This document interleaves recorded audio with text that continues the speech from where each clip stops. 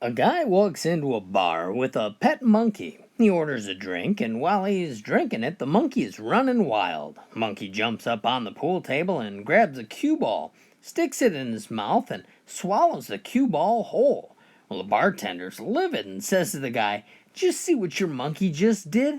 "No, what did that dumb monkey do this time?" says the guy. "Well, he just swallowed the cue ball right off the pool table, whole." "Well, yeah, I hope it hurts him. Man, it's been driving me nuts. That monkey is crazy."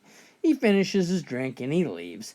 Well, 2 weeks later, he comes back into the bar with the monkey and orders a drink, and the monkey starts running around wild again. While the man's drinking his drink, the monkey finds some peanuts on the bar. He grabs one, holds it up, looks at his butt, looks at the peanut, then starts eating it. Well, the bartender's disgusted. "You see what your monkey just did?" "Oh, what now? What'd he do?" "Well, he looked at the peanut, he looked at his butt, then he started eating the peanut." "Well, what do you expect?" says the guy. "Ever since he ate that cue ball, he measures everything first." There was a preacher who fell into the ocean and found out he couldn't swim. Well, a boat came by and the captain yelled, "Hey, buddy, do you need some help?" The preacher calmly said, "No, no, God'll save me." Well, a little while later, another boat came by. A fisherman asked him, "Hey, buddy, you need some help?" Preacher replied, "No, no, God'll save me." Eventually, the preacher drowned and ends up in heaven. He's at the pearly gates, and the preacher asks God, "Why didn't you save me?" Well, God looks at him and says, "Seriously, dude? I sent you two boats." A guy stumbles out of a tavern one day and passes a woman walking her dog. The man stops her and says, "Hey, where'd you get the pig?" Well, the woman replies, "Listen, you idiot, that's a dog, not a pig." Well, the man said, "Take it easy, lady. I was talking to the dog." There was a blind guy who decided he wanted to visit Texas. So he arrived on the plane and he felt the seats and said, "Wow, these seats are big." Well, the guy next to him answered, "Well, everything's big in Texas." When he finally arrived in Texas, he went to the hotel and visited the hotel bar.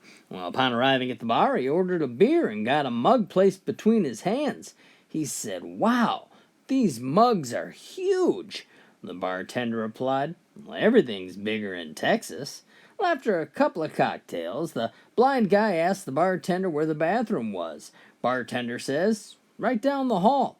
Well, the blind guy headed for the bathroom, but accidentally he skipped the door and instead ended up walking right into the swimming pool. Well, he fell into the pool by accident and scared him half to death.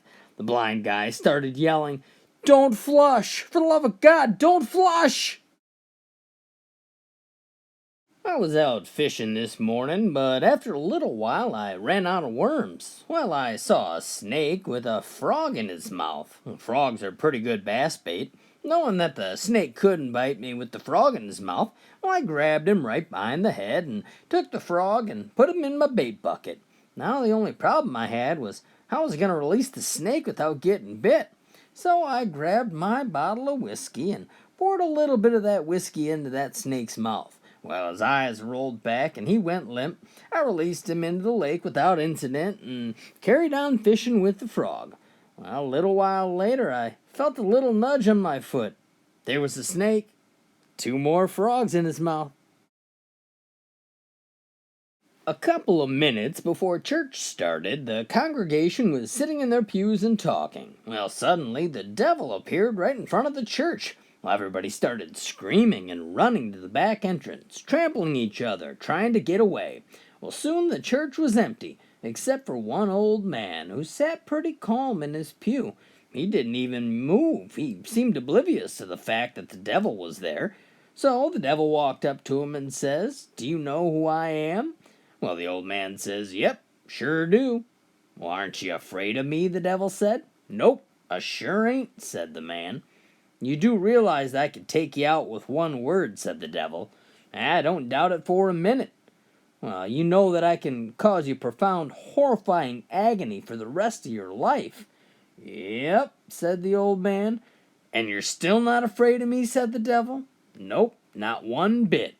Well, more than a little bit perturbed, the devil says, "Why aren't you afraid of me?"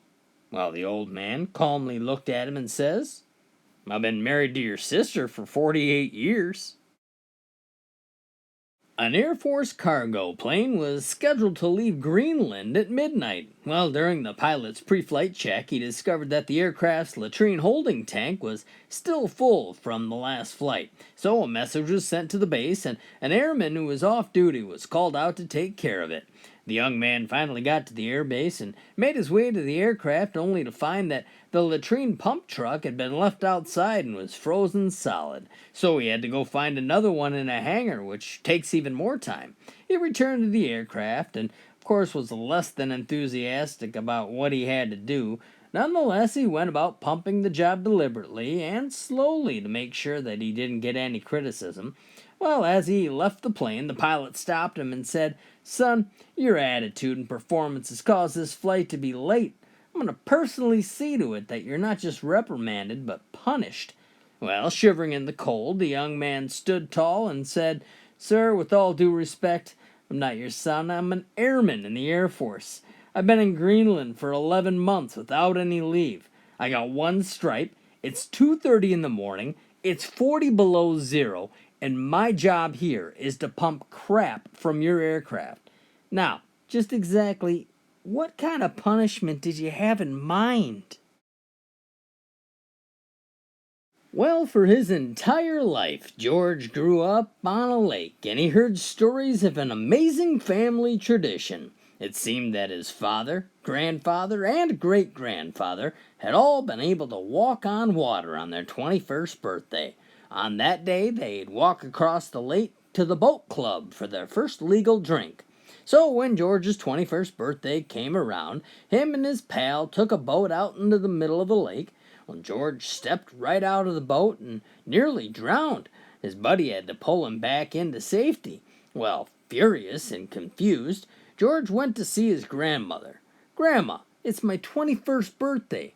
Why can't I walk across the lake like my dad, and his dad before him?" Well, Granny looked at George's eyes and says, "Ah, George, because your father, grandfather, and great-grandfather, they were born in January. You were born in July. The lake isn't frozen, son."